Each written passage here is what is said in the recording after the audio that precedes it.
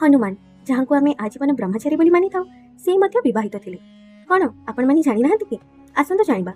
ज्ञान हासिल करबा इच्छा रे हनुमान सूर्यदेव पाखे जाई पहुँचिले एवं कहिले, गुरुदेव दयाकरी मते वेद एवं शास्त्र शिखांतु।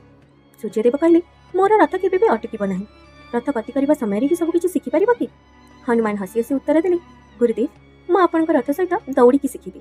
एहीपरि रथ गति करबा समय हनुमान सब किछि शिखिले। वेद, उपनिषद, व्याकरण एवं युद्ध। शिक्षा समाप्त हेबा परि हनुमान कहले, गुरुदेव मु आपनकठु अनेक ज्ञान प्राप्त कली, किंतु गुरु दक्षिणा बिना ज्ञान अपूर्ण। आपण गुरु दक्षिणा रे जहा मागिबे मु ताहा आपनकु देबी।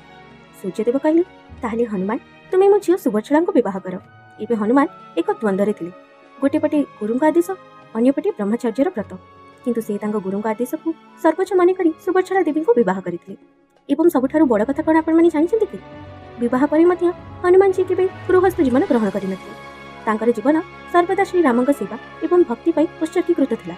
आज मध्य एही कहानी को मने पकेबा पई तेलंगानार यलंदु सहर रे एक श्री सुभद्रा सहित हनुमान मंदिर अछि, जेउथि हनुमान तांको पति सुभद्राଙ୍କ सहित पूजा पांति।